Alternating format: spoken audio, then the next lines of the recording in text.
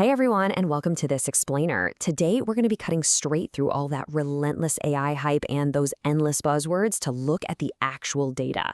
We're breaking down the realistic, proven blueprints that everyday people are using right now to generate real income with artificial intelligence. Let's dive in.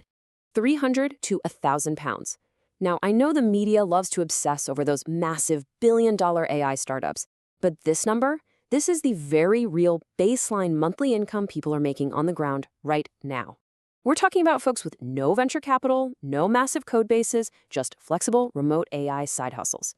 It really goes to show that the barrier to entry has completely shifted. So, here's our roadmap for today. We'll be looking at 1. The AI income revolution, 2. Monetizing skills and prompts, 3. Scaling with content automation, 4. Building a micro SaaS, and 5. Ethics and the human touch. All right, let's jump right into section 1, the AI income revolution. Here's the really exciting part. The barrier to entry right now is practically zero. Seriously, you don't need advanced tech skills or expensive, clunky software to get started. Whether it's doing AI-assisted writing, handling virtual admin tasks, or even building basic chatbots on no-code platforms, you can absolutely generate initial revenue with zero upfront financial risk. It's a real game changer for beginners. Moving right along to section 2, monetizing skills and prompts. Now, this contrast is absolutely fascinating. Take a look at Akanksha, a freelance copywriter with over 20 years of experience. When AI hit the scene, instead of being replaced by it, she adapted. She actually turned ChatGPT into her brainstorming buddy and research assistant. She lets the AI do the heavy lifting, right? So she can focus on injecting her unique human touch, her Akanksha-ness, if you will, into the final product. And what if you want to take your prompt engineering directly to market? Well, platforms like PromptBase use this highly specific 5-step pipeline to get you set up. You just select your generation type, choose your AI model, craft a really sharp 40-character title, write a 500-character description, and set your price. It's literally a formalized marketplace for your instructions. Pretty cool, right? Just to put this into perspective, $1,200. That's the passive income one seller made in a single year just by uploading 100 mid-journey images to stock websites like Shutterstock. Think about that. Once the digital asset is optimized and uploaded, it basically becomes a persistent, super low-effort revenue stream. Okay, stepping up a tier to section 3, scaling with content automation. If you've spent literally any time online lately, you've definitely seen those get-rich-quick videos about YouTube automation. Well, let's burst that bubble right now. This is what a realistic 90-day timeline actually looks like if you want to reach monetization. Notice how the first 2 weeks are pure setup, just building a backlog. Then you've got a full month of posting and learning from your data, followed by your first real traction around day 46.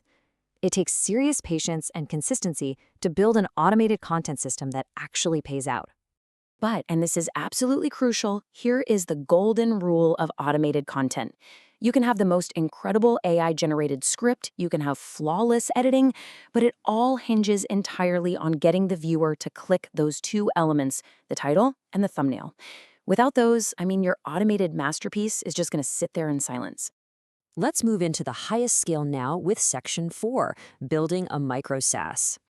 Listen, ideas don't win businesses, markets do. And this problem pay matrix, it's basically your ultimate filter. You want to live exclusively in that top left target zone. We're talking about finding audiences experiencing an acute, high-pain problem who actually have the budget to pay for a fix.